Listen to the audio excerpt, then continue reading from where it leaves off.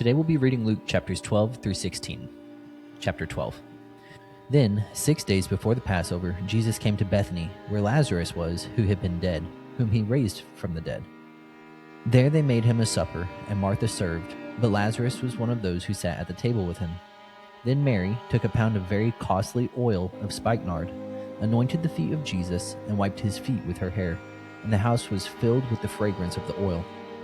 But one of his disciples, Judas Iscariot, Simon's son, who would betray him, said, "Why was this fragrant oil not sold for 300 denarii and given to the poor?"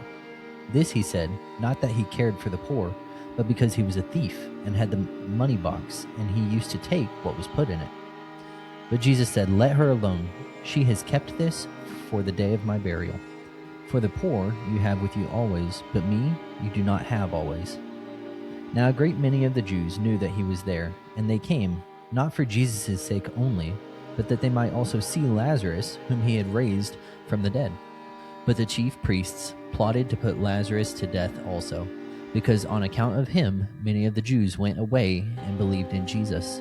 The next day, a great multitude that had come to the feast, when they heard that Jesus was coming to Jerusalem, took branches of palm trees and went out to meet him and cried out, "Hosanna! Blessed is he who comes in the name of the Lord, the King of Israel." Then Jesus, when he had found a young donkey, sat on it, as it is written, "Fear not, daughter of Zion. Behold, your king is coming, sitting on a donkey's colt." His disciples did not understand these things at first.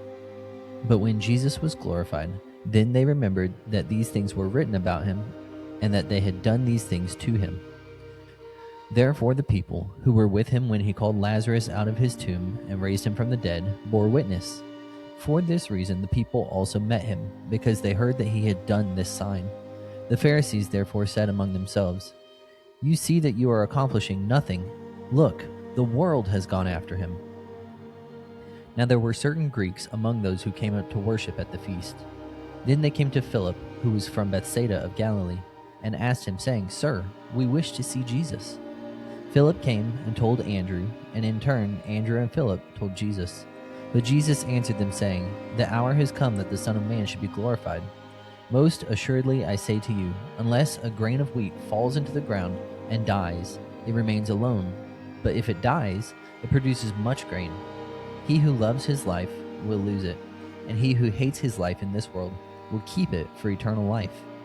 If anyone serves me, let him follow me, and where I am, there my servant will also be. If anyone serves me, him my Father will honor. Now my soul is troubled, and what shall I say? Father, save me from this hour? But for this purpose I came to this hour. Father, glorify your name." Then a voice came from heaven saying, "I have both glorified it and will glorify it again." Therefore the people who stood by and heard it said that it had thundered. Others said, "An angel has spoken to him." Jesus answered and said, "This voice did not come because of me, but for your sake. Now is the judgment of this world. Now the ruler of this world will be cast out. And I, if I am lifted up from the earth, will draw all peoples to myself." This he said, signifying by what death he would die. The people answered him, "We have heard from the law that the Christ remains forever. And how can you say, 'The Son of Man must be lifted up'? Who is this Son of Man?"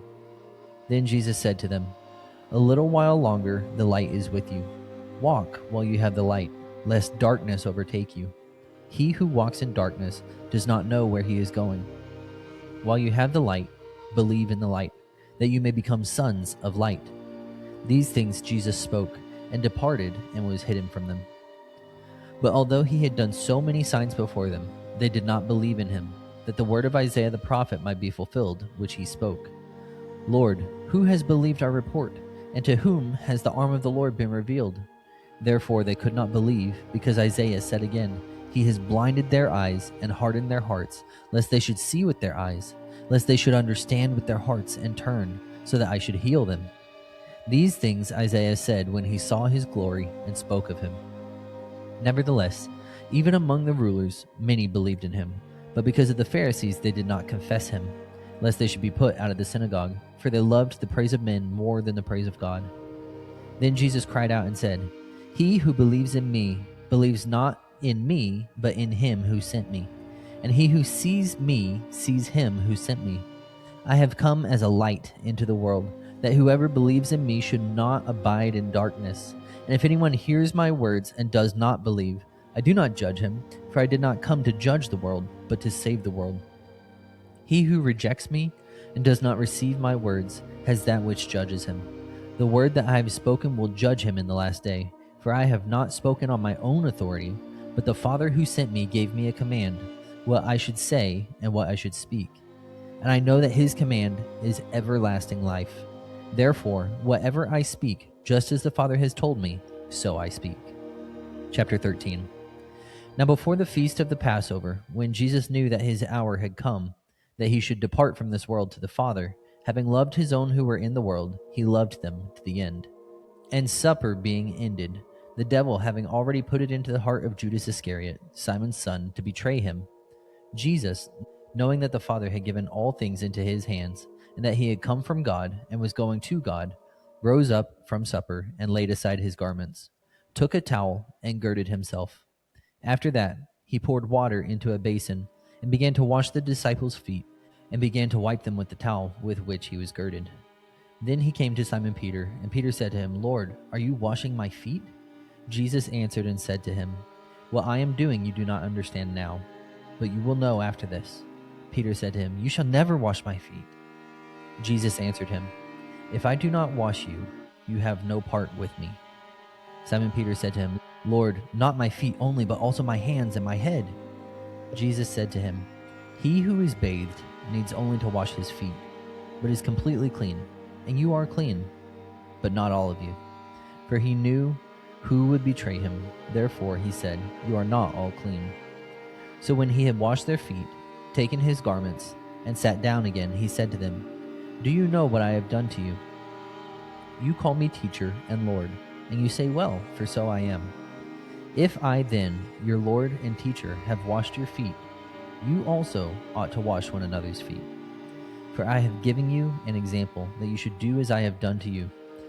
Most assuredly I say to you, a servant is not greater than his master, nor is he who is sent greater than he who sent him. If you know these things, blessed are you if you do them. I do not speak concerning all of you. I know whom I have chosen, but that the scripture may be fulfilled. He who eats bread with me has lifted up his heel against me. Now I tell you before it comes, that when it does come to pass, you may believe that I am he. Most assuredly I say to you, he who receives whomever I send receives me, and he who receives me receives him who sent me. When Jesus had said these things, he was troubled in spirit and testified and said, Most assuredly I say to you, one of you will betray me. Then the disciples looked at one another, perplexed about whom he spoke. Now there was leaning on Jesus' bosom one of his disciples, whom Jesus loved. Simon Peter therefore motioned to him to ask who it was of whom he spoke. Then leaning back on Jesus' breast, he said to him, Lord, who is it? Jesus answered, It is he to whom I shall give a piece of bread when I have dipped it. And having dipped the bread, he gave it to Judas Iscariot, the son of Simon. Now after the piece of bread, Satan entered him. Then Jesus said to him, What you do, do quickly. But no one at the table knew for what reason he had said this to him. For some thought, because Judas had the money box, that Jesus had said to him, Buy those things we need for the feast, or that he should give something to the poor. Having received the piece of bread, he then went out immediately, and it was night. So when he had gone out, Jesus said, Now the Son of Man is glorified, and God is glorified in him. If God is glorified in him, God will also glorify him in himself, and glorify him immediately. Little children, I shall be with you a little while longer. You will seek me, and as I said to the Jews, Where I am going, you cannot come. So now I say to you, A new commandment I give to you, that you love one another, as I have loved you, that you also love one another. By this all will know that you are my disciples, if you have love for one another. Simon Peter said to him, Lord, where are you going? Jesus answered him, Where I am going, you cannot follow me now, but you shall follow me afterward. Peter said to him, Lord, why can I not follow you now? I will lay down my life for your sake. Jesus answered him, Will you lay down your life for my sake? Most assuredly, I say to you, the rooster shall not crow till you have denied me 3 times. Chapter 14. Let not your heart be troubled. You believe in God. Believe also in me. In my Father's house are many mansions. If it were not so, I would have told you. I go to prepare a place for you. And if I go and prepare a place for you, I will come again and receive you to myself, that where I am, there you may be also. And where I go you know, and the way you know. Thomas said to him, Lord, we do not know where you are going, and how can we know the way? Jesus said to him, I am the way, the truth, and the life. No one comes to the Father except through me. If you had known me, you would have known my Father also, and from now on you know him and have seen him. Philip said to him, Lord, show us the Father, and it is sufficient for us. Jesus said to him, Have I been with you so long, and yet you have not known me, Philip? He who has seen me has seen the Father. So how can you say, Show us the Father? Do you not believe that I am in the Father, and the Father in me? The words that I speak to you, I do not speak on my own authority, but the Father who dwells in me does the works. Believe me that I am in the Father, and the Father in me, or else believe me for the sake of the works themselves. Most assuredly I say to you, he who believes in me, the works that I do, he will do also, and greater works than these he will do, because I go to my Father. And whatever you ask in my name, that I will do, that the Father may be glorified in the Son. If you ask anything in my name, I will do it. If you love me, keep my commandments, and I will pray the Father, and he will give you another helper, that he may abide with you forever. The Spirit of truth, whom the world cannot receive, because it neither sees him nor knows him, but you know him, for he dwells with you and will be in you.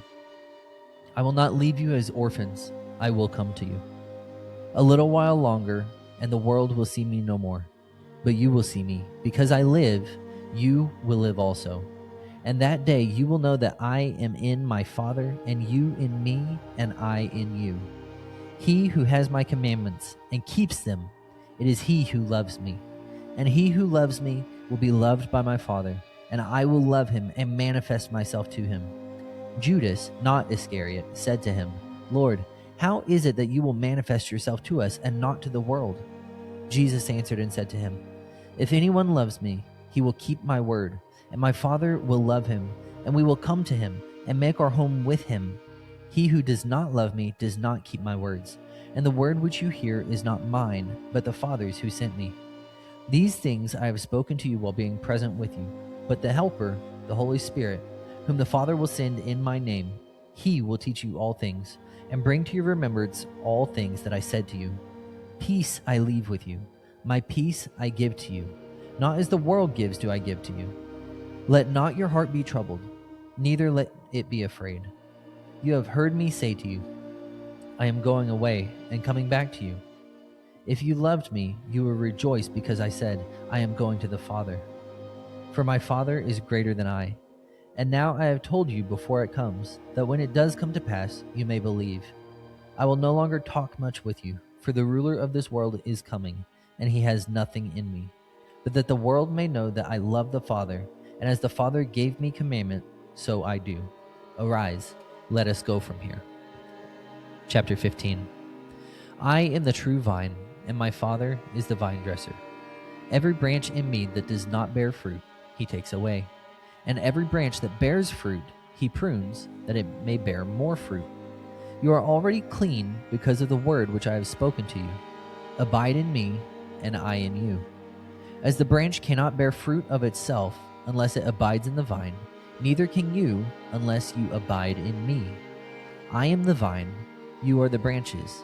He who abides in me, and I in him, bears much fruit. For without me, you can do nothing. If anyone does not abide in me, he is cast out as a branch and is withered. And they gather them and throw them into the fire, and they are burned. If you abide in me, and my words abide in you, you will ask what you desire, and it shall be done for you. By this my Father is glorified, that you bear much fruit. So you will be my disciples. As the Father loved me, I also have loved you. Abide in my love. If you keep my commandments, you will abide in my love forever, just as I have kept my Father's commandments and abide in his love. These things I have spoken to you, that my joy may remain in you, and that your joy may be full. This is my commandment, that you love one another as I have loved you. Greater love has no one than this, than to lay down one's life for his friends. You are my friends if you do whatever I command you. No longer do I call you servants, for a servant does not know what his master is doing, but I have called you friends. For all things that I heard from my Father I have made known to you. You did not choose me, but I chose you and appointed you that you should go and bear fruit, and that your fruit should remain, that whatever you ask the Father in my name he may give to you. These things I command you, that you love one another. If the world hates you, you know that it hated me before it hated you. If you were of the world would love its own. Yet because you are not of the world, but I chose you out of the world, therefore the world hates you. Remember the word that I said to you. A servant is not greater than his master. If they persecuted me, they will also persecute you. If they kept my word, they will keep yours also. But all these things they will do to you for my name's sake, because they do not know him who sent me. If I had not come and spoken to them, they would have no sin. But now they have no excuse for their sin. He who hates me hates my Father also. If I had not done among them the works which no one else did, they would have no sin. But now they have seen and also hated both me and my Father. But this happened that the word might be fulfilled, which is written in their law. They hated me without a cause. But when the Helper comes, whom I shall send to you from the Father, the Spirit of truth who proceeds from the Father, he will testify of me. And you also will bear witness, because you have been with me from the beginning. Chapter 16. These things I have spoken to you, that you should not be made to stumble. They will put you out of the synagogues. Yes, the time is coming that whoever kills you will think that he offers God service. And these things they will do to you, because they have not known the Father nor me. But these things I have told you, that when the time comes, you may remember that I told you of them. And these things I did not say to you at the beginning, because I was with you. But now I go away to him who sent me, and none of you asks me, where are you going? But because I have said these things to you, sorrow has filled your heart. Nevertheless, I tell you the truth. It is to your advantage that I go away. For if I do not go away, the Helper will not come to you. But if I depart, I will send him to you. And when he has come, he will convict the world of sin, and of righteousness, and of judgment. Of sin, because they do not believe in me. Of righteousness, because I go to my Father, and you see me no more. Of judgment, because the ruler of this world is judged. I still have many things to say to you, but you cannot bear them now. However, when he, the Spirit of truth, has come, he will guide you into all truth. For he will not speak on his own authority, but whatever he hears, he will speak, and he will tell you things to come. He will glorify me, for he will take of what is mine and declare it to you. All things that the Father has are mine. Therefore I said that he will take of mine and declare it to you. A little while, and you will not see me, and again a little while, and you will see me, because I go to the Father. Then some of his disciples said among themselves, What is this that he says to us? A little while, and you will not see me, and again a little while, and you will see me, and because I go to the Father. They said therefore, What is this that he says, a little while? We do not know what he is saying. Now Jesus knew that they desired to ask him, and he said to them, Are you inquiring among yourselves about what I said? A little while, and you will not see me, and again a little while, and you will see me? Most assuredly, I say to you, that you will weep and lament, but the world will rejoice, and you will be sorrowful, but your sorrow will be turned into joy. A woman, when she is in labor, has sorrow, because her hour has come. But as soon as she has given birth to the child, she no longer remembers the anguish, for joy that a human being has been born into the world. Therefore, you now have sorrow, but I will see you again, and your heart will rejoice, and your joy no one will take from you. And in that day you will ask me nothing. Most assuredly, I say to you, whatever you ask the Father in my name, he will give you. Until now, you have asked nothing in my name. Ask, and you will receive, that your joy may be full. These things I have spoken to you in figurative language. But the time is coming when I will speak no longer to you in figurative language, but I will tell you plainly about the Father. In that day you will ask in my name, and I do not say to you that I shall pray the Father for you, for the Father himself loves you, because you have loved me, and have believed that I came forth from God. I came forth from the Father, and have come into the world. Again I leave the world and go to the Father. His disciples said to him, See, now you are speaking plainly and using no figure of speech. Now we are sure that you know all things and have no need that anyone should question you. By this we believe that you came forth from God. Jesus answered them, Do you now believe? Indeed, the hour is coming, yes, and has now come, that you will be scattered, each to his own, and will leave me alone. And yet I am not alone, because the Father is with me. These things I have spoken to you, that in me you may have peace. In the world you will have tribulation, but be of good cheer. I have overcome the world.